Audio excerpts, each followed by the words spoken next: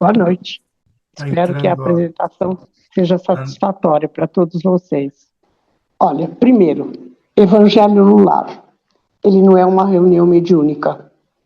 Nós estamos envolvidos pelos nossos amigos espirituais, mas não temos que dar comunicação.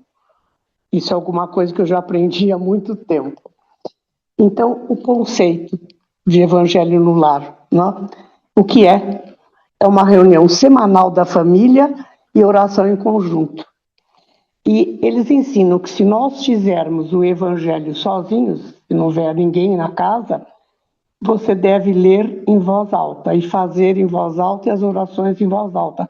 Porque nem todos os espíritos sabem ler os nossos pensamentos, não é? Isso a gente vai encontrar no livro Os Mensageiros, o segundo livro da coleção de André Luiz. E lá eles mostram, o mentor mostra para o André Luiz e para o acompanhante dele, que também era médico, não me lembro o nome, fazerem um curso durante a noite para virem para a crosta terrestre de manhã.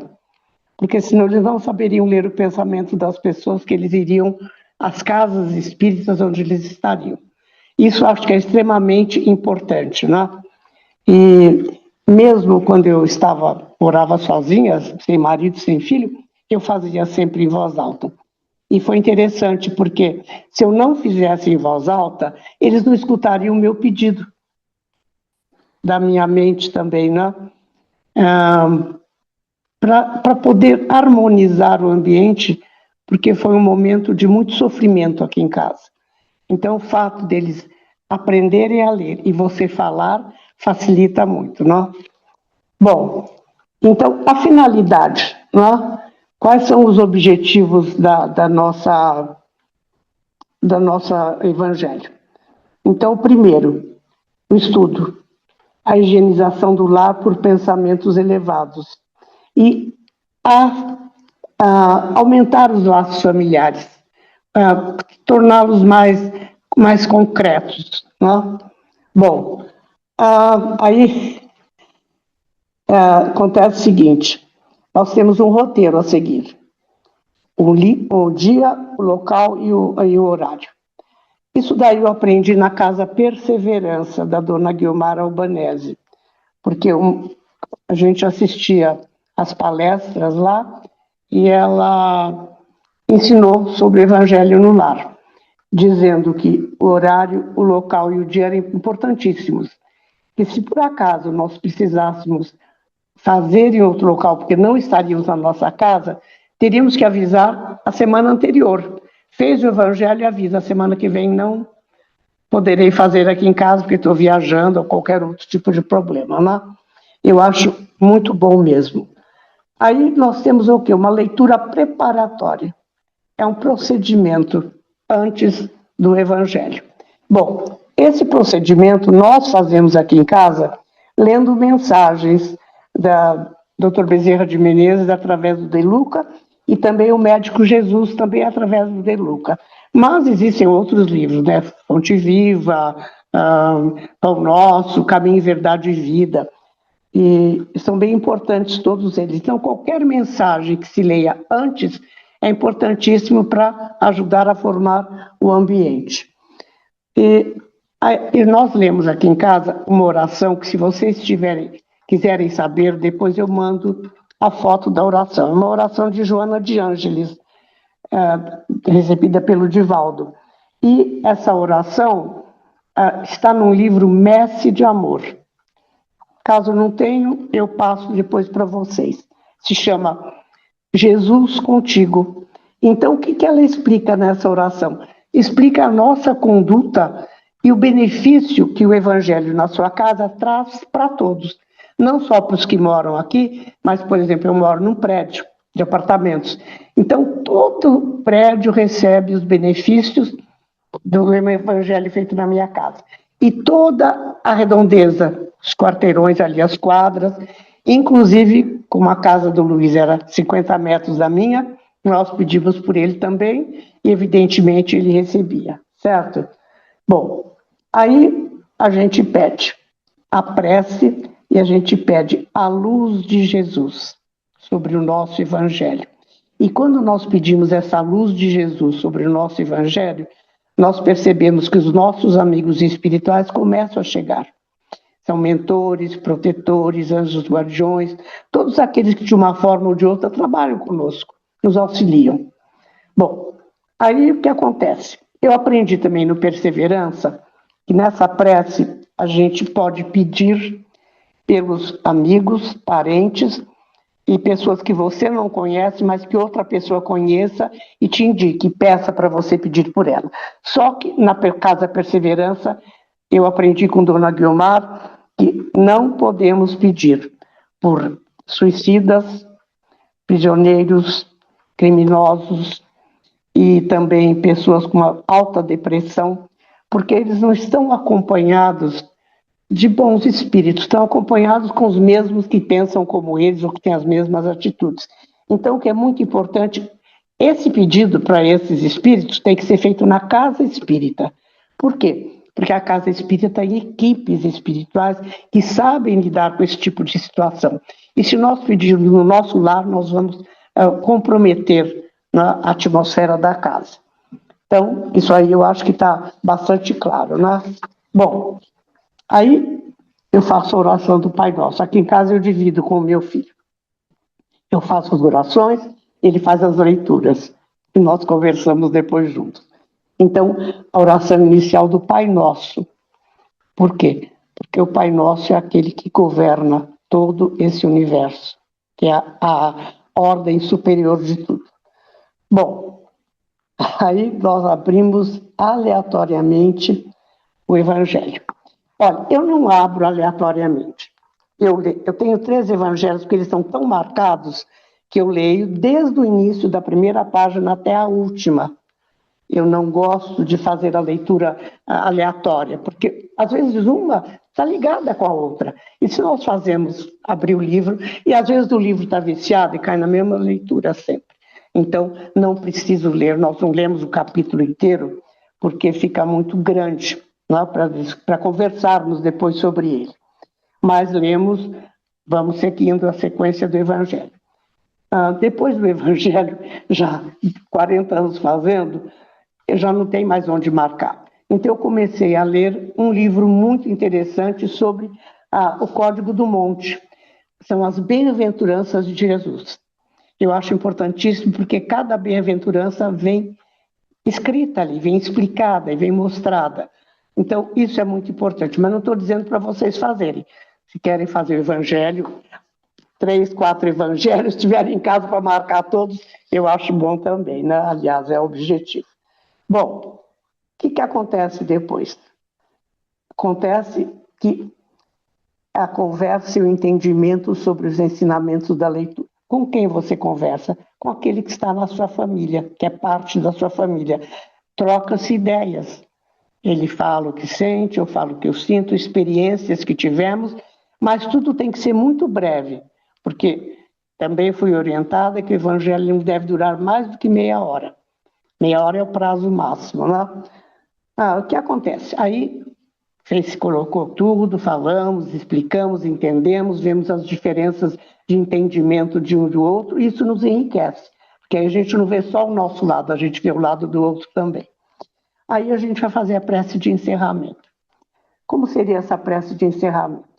Nós vamos agradecer pela presença dos nossos amigos espirituais, pela luz que Jesus enviou para o nosso lar naquele momento, e agradecer também por Maria, Mãe de Jesus.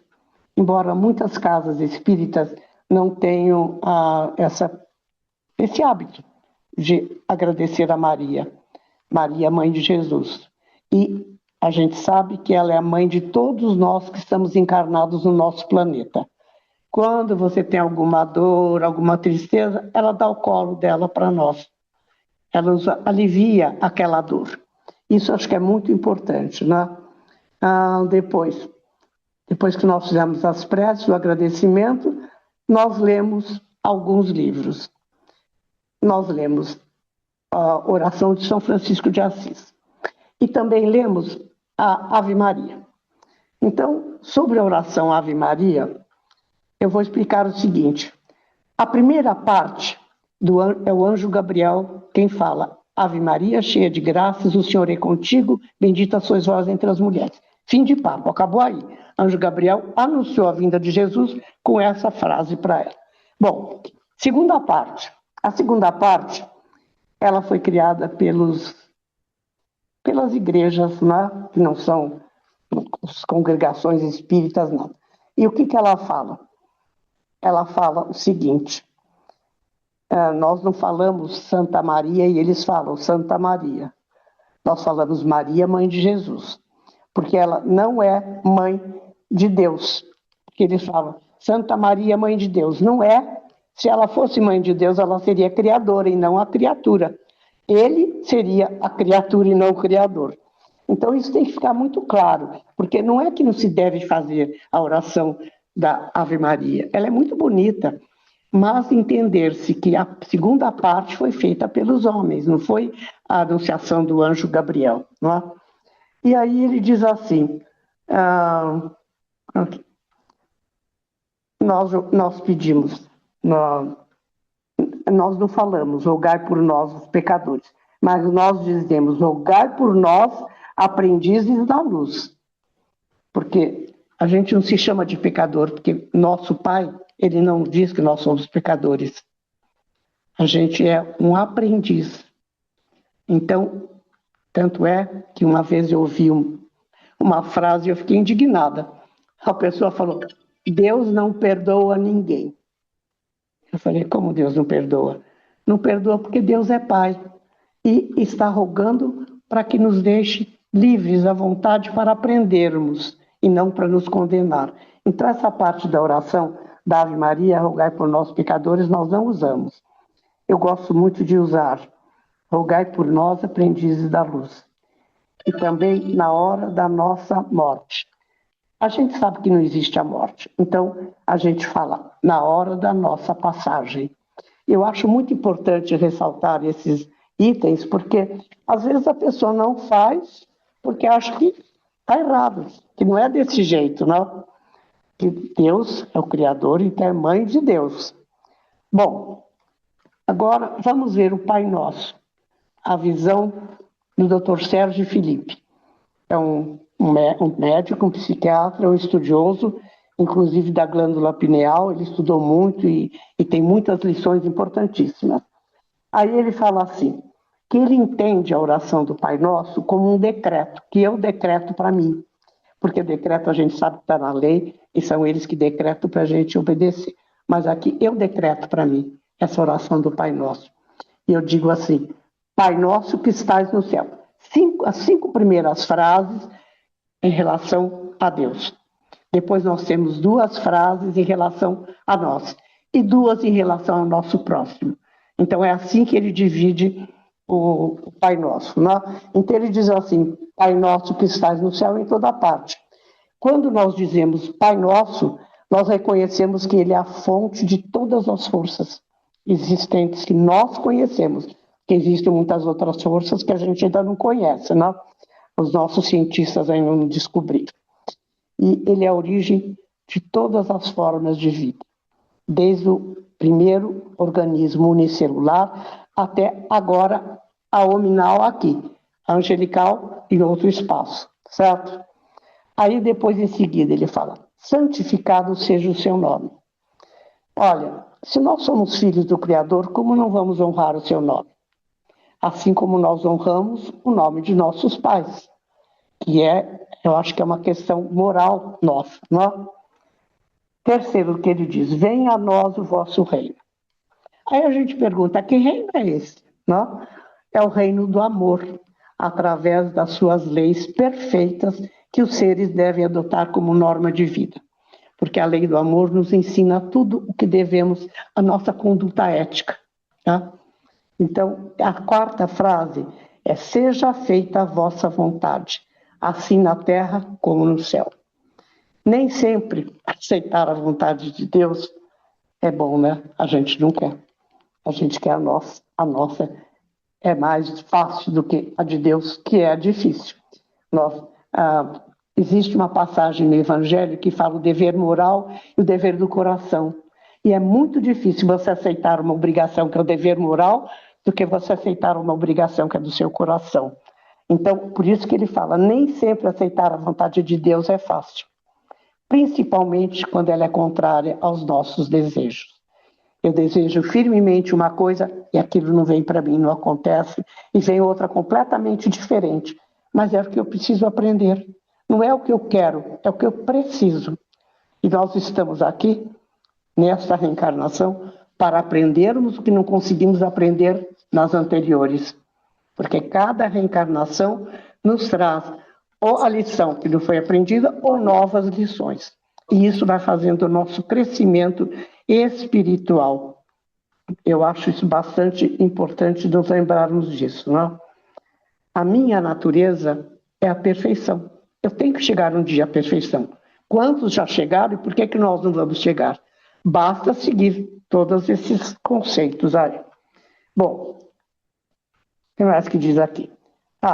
Cada obstáculo que eu encontrar no caminho seja um treino para me fortalecer, ficar mais sábio e, consequentemente, mais feliz. Certo? Agora vamos para a segunda parte, né? Bom, deixa eu ver aqui. Não é que eu me perdi? Não, tá certo. A segunda parte é assim: o pão nosso de cada dia. Pedimos e recebemos o que nos é permitido. Nós podemos pedir o que quisermos, mas aquilo que vai nos ajudar a evoluir é o que nós vamos receber. Então devemos pedir a oportunidade de um aprendizado, de uma profissão que possibilite nosso sustento físico, mas também a oportunidade de conhecimento da vida espiritual e coragem para enfrentar o que vier. Adianta eu pedir? Não, pai, eu faço tudo que o senhor quiser, está aqui a sua vontade. E depois, na hora, eu não consigo carregar aquilo, eu não faço isso daí, eu não aceito o que vem. Muitas vezes as pessoas se revoltam. Nós mesmos nos revoltamos, às vezes, quando acontece alguma coisa diferente daquilo que nós queremos. Mas sem pensar que aquilo é uma repetição de uma lição que não foi aprendida. Aquilo é uma oportunidade de nosso crescimento moral e espiritual.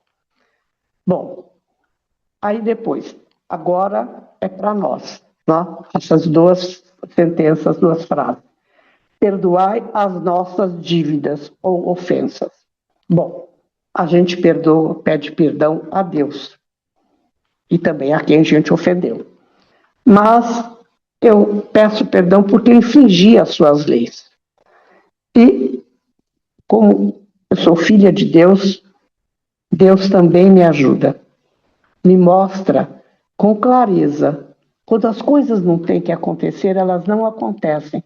Ele nos mostra com clareza aquilo que nós estamos necessitando e vamos vivenciar. E temos que ter, nesse momento, muita fé e muita coragem. Porque se não tivermos fé naquilo que professamos e não tivermos coragem, a gente não vai para lugar nenhum, não é verdade? Bom, e nós pedimos a misericórdia de Deus para perdoar as nossas dívidas, não? Bom, aí, como nós perdoamos os nossos ofensores, é a segunda frase dessa parte do Pai Nosso. É fácil perdoar alguém que nos fez alguma coisa? Nem sempre, né? Às vezes a gente fica muito irritada, muito infeliz, fala, nossa, mas por que eu estou recebendo isso, né? Eu não fiz nada para ninguém, como é que eu estou recebendo? Mas acontece que perdoar uma ofensa recebida é pedir perdão ao nosso Pai. E eu não devo perdoar, porque eu não devo perdoar o meu próximo. Porque algum pedido meu não foi atendido, mas eu tenho que perdoar, esquecer e perdoar o meu próximo, que é muito, muito difícil e é muito importante para o nosso processo de evolução. Agora, para os nossos próximos, vem a penúltima frase. Não nos deixes cair em tentação. Bom, eu estou pedindo para mim e para o meu próximo, eu não estou pedindo só para mim. não nos deixe cair em tentação, né? E para mim, o discernimento e a prudência são importantíssimos nessa hora.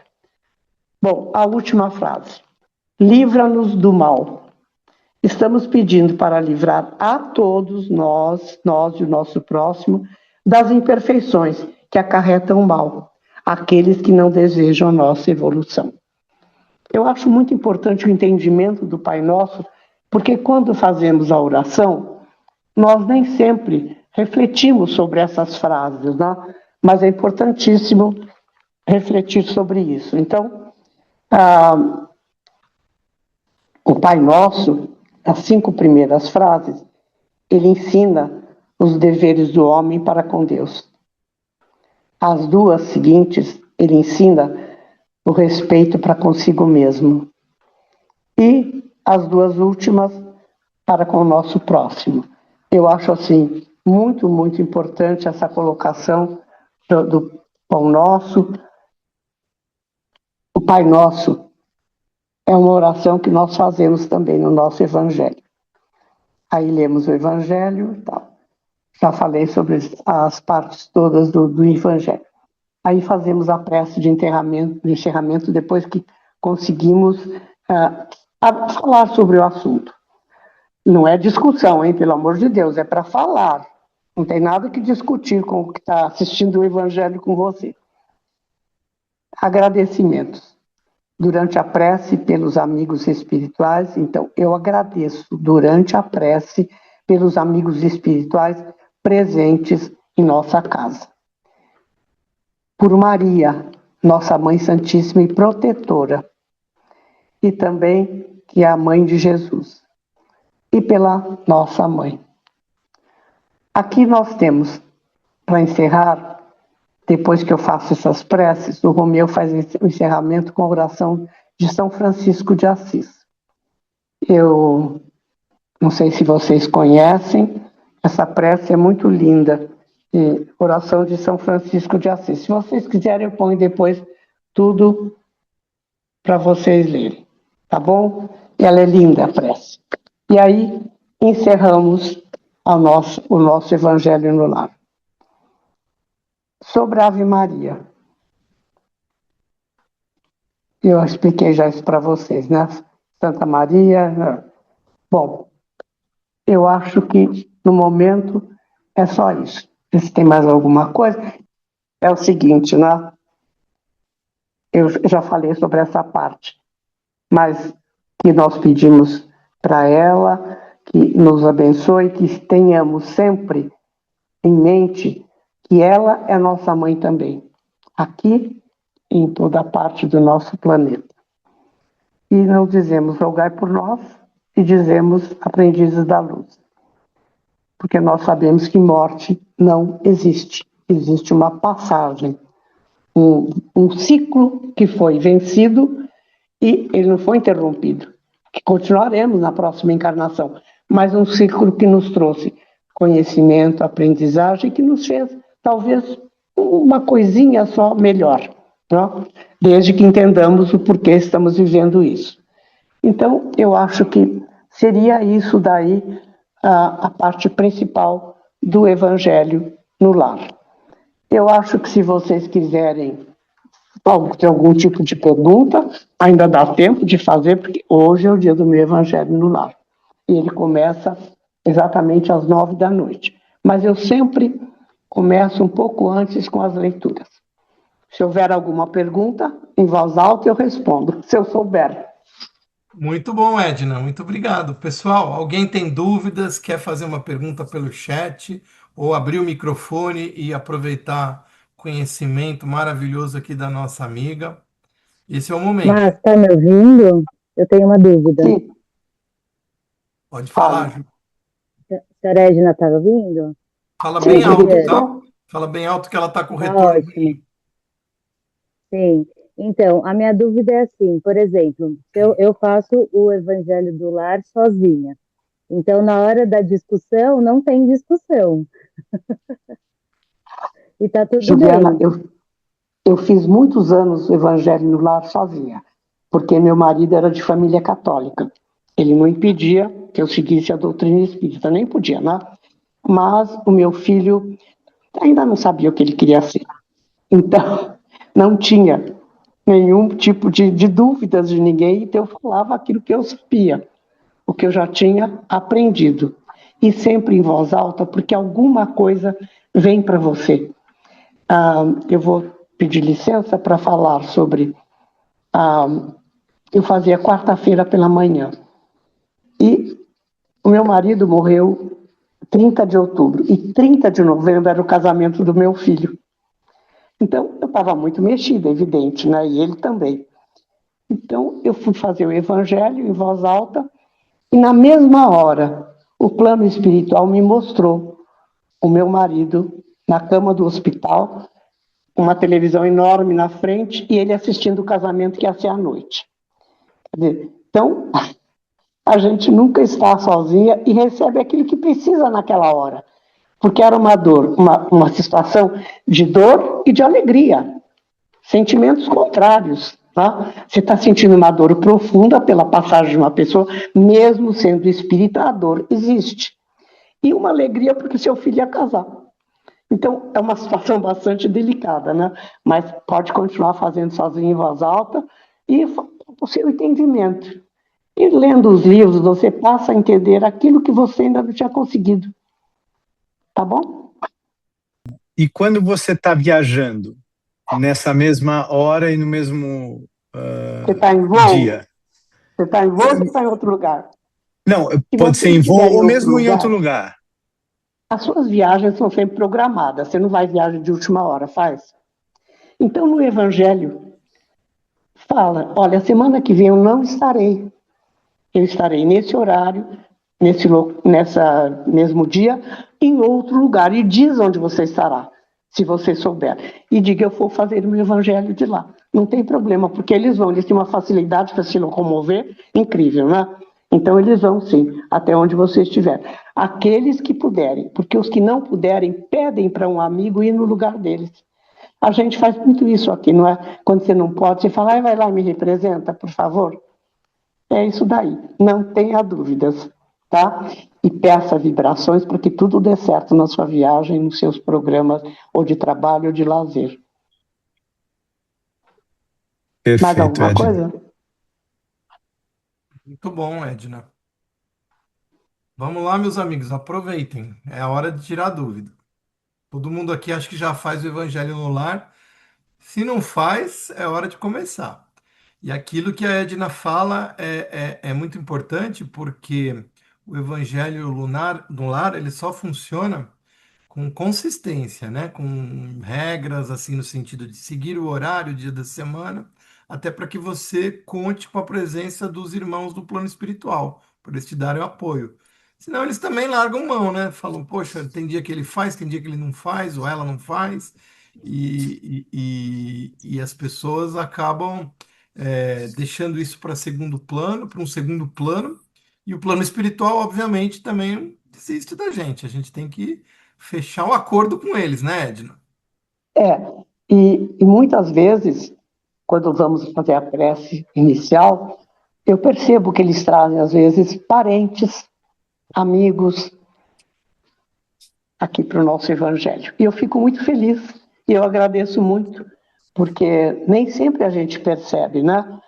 Mas quando você faz uma preparação anterior, 10, 5 minutos eu acho pouco. 10 minutos para mim é ótimo, é que eu sou meio lerda.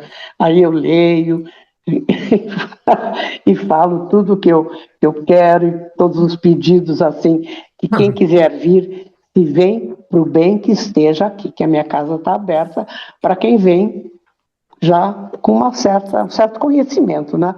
Como aquilo que eu falei, para pessoas que têm algum tipo de problema, não devemos fazer em casa.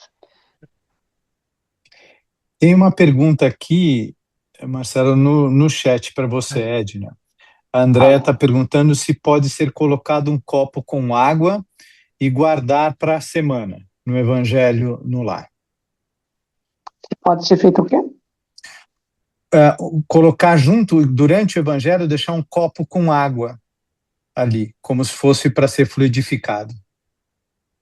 Sim, a gente põe aqui em casa um copo para cada um, porque aí cada um de nós precisa de alguma coisa diferente, nem sempre é a mesma coisa. Então, se são duas pessoas, dois copos, um para cada um. São três, tamanho da família, um copo para cada um. Porque nós sabemos que o que nós precisamos é diferente do que o outro está precisando naquele momento, em questão de saúde física, de moral, de qualquer coisa, né? As nossas necessidades, então é a de cada um.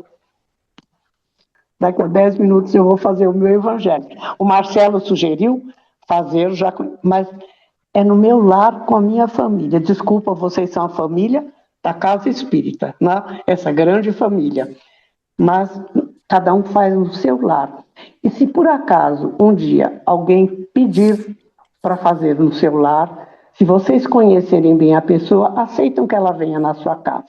Mas é para a família. Porque muitas vezes, quando se conversa sobre o assunto do Evangelho, surgem particularidades. E às vezes a pessoa pode não gostar daquilo, não é? Os nossos pensamentos cotidianos, eles acabam criando uma energia, né, dentro do nosso lar, da nossa casa, eles reverberam, né, nos quatro cantos da nossa residência, e aquilo entra num processo de sintonia, desde que você siga no Evangelho as orientações do plano espiritual, a consolidação de alguns conhecimentos, que o Evangelho acaba confirmando que aquilo que você fez ou pensou positivamente realmente é uma coisa importante, que deve ser continuada. E às vezes essas energias que vêm com outro tipo de vibração, não necessariamente negativas, mas às vezes dissoantes em algum tipo de pensamento ou forma de agir, acabam conflitando com aquilo que você harmonizou no seu lar, não é isso? Sabe uma coisa interessante? Dona Sara, a mãe do Luiz Fernando, ela, quando começou a frequentar, eu acho que a federação, aprendeu sobre o Evangelho no lar, e ninguém da família queria participar, nem o seu Luiz, nem Luiz Fernando, nem Tereza Cristina, ninguém. Então, qual foi o que ela pensou? Eu vou fazer na sala de jantar bem alto, porque assim eles escutam onde estiverem. Eu achava ótimo. E ela fazia isso, até que o Luiz acabou indo, né? Seu Luiz não, mas o Luiz Fernando, sim. Muito interessante. Que bom, que bom. Boa história. Inclusive o E Luiz Edna, Fernando. Pode Edna, falar. quando você fazia que o seu marido católico, que você fazia sozinha, você fazia quietinha num canto ou você fazia num lugar mais aberto na Não, casa? fazia na minha casa, porque eu esperava eles saírem, os dois, de manhã, quarta-feira pela manhã. Depois, como eu comecei a trabalhar muito, não tinha mais essa disponibilidade. Então, eu pedi para eles que eu precisava mudar o horário em função de trabalho. E passei a fazer segunda-feira à noite. E fiz até a pandemia, segunda-feira às 9h30, porque eu saía da casa espírita, que é 2 quarteirões da minha casa, acabava o trabalho tipo 9, 9h05, então eu vinha correndo e fazia.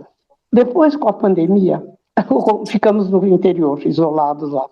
E o Romeu falou, mamãe, para que 9h30? Nós estamos aqui, não vamos para lugar nenhum, vamos mudar para as 9. Eu falei, eu vou perguntar para eles. Quando fizermos o evangelho às 9h30, eu vou perguntar se podemos antecipar para as 9.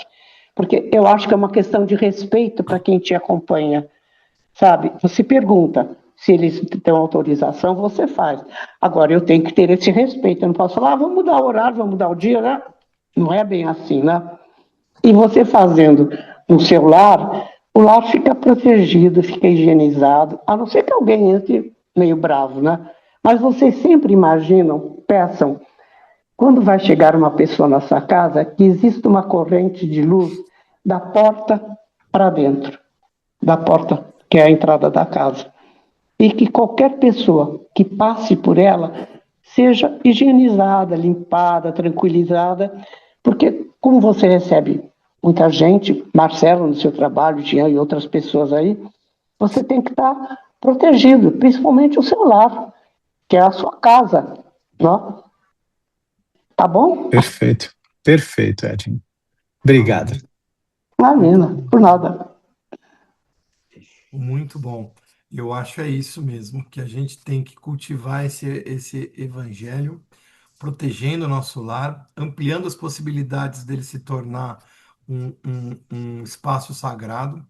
Muitos de vocês, eu tenho certeza que já vivenciaram essa sensação de depois de um dia atribulado, um dia difícil de trabalho, de preocupações, chegar em casa e parece que a gente toma um passe, né? Que a gente começa a se sentir bem. Por quê? Porque a gente está cultivando dentro da nossa morada bons pensamentos, boas atitudes, planejando coisas boas, e mantendo o equilíbrio, né? Mesmo quando você recebe pessoas de fora, para que elas também se sintam bem e mudem o padrão de pensamento, de energia delas para o mais positivo possível. E com isso acaba que o ambiente do lar se harmoniza permanentemente, constantemente, para que você sempre volte para o seu refúgio para renovar as energias, não é isso, Jean? Essa é a ideia, não é? Chegar em Sem casa dúvida. e falar, aqui eu Eu renovo não sei o e trabalho carrego de minha todos, eu bateria. conheço o trabalho do Marcelo. O ambiente de trabalho do Marcelo tem que estar muito protegido, tá? E ele pode chegar lá no seu consultório de manhã, quando foi trabalhar, e pedir a proteção ali para casa. Eu acho isso importante, mesmo para quem trabalha em escritório, em qualquer lugar. Chegou lá, faz uma mentalização, ó, me ajudem, hein? O ambiente aqui hoje está pesado, está difícil. Peçam ajuda. Eles adoram nos ajudar. É uma maneira deles evoluírem, deles crescerem. E se eles escolheram isso, em vez de escolher uma coisa que não é boa, vamos ajudá-los, pedindo, né? Proteção na rua. Vai sair na rua, pega o carro, pede proteção. Em cada esquina tem como se fosse um protetor daquele quarteirão, em cada esquina. Então, se você entrou no seu carro e saiu, pediu proteção, cada esquina que você passar tem um protetor que sabe o que foi que você pediu. Eu acho, assim, uma grandeza. Eu fico encantada com o nosso universo, com o Criador, com essas forças todas que existem aí. Eu gosto muito disso. Eu gosto. Eu fico encantada com tudo isso. Muito bom, minha querida. Aqui a Selma escreveu no chat: sempre vibrei por ambientes mais densos, como presídios, mas acho que agora vou me policiar, né? Viu? Aí, mensagem aqui da Selma. Marcelo, eu vou só mostrar para vocês a capa dos livros que eu leio, né, antes, porque se vocês tiverem, dá para ver? Sim, Recados do Coração, do meu coração, do José Carlos De Luca. Que o doutor Bezerra fez, o De Luca resistiu muito para fazer esse livro dele, porque ele achava que não era digno. Né? E esse aqui também, O Médico Jesus, Esse eu tenho, eu fiz acho até a lindo, leitura porque dele semana passada. esse daqui são frases de grandes pensadores, de médicos, de gente assim que te acrescenta, entende? Este daqui é o Código do Monte que eu falei para vocês. É do Sérgio Luiz Felipe. Não, Sérgio Luiz Lopes. Me lembro, vocês leem aí o nome. Segura um minuto Tá aí, bom? ó. Eu tô pondo no chat aqui os nomes. O O Médico Código do Jesus, Monte. Edna. E muito obrigado pela sua participação, ilustrou bastante o nosso Evangelho de segunda. Boa noite a todos e muito, muito, muito obrigada.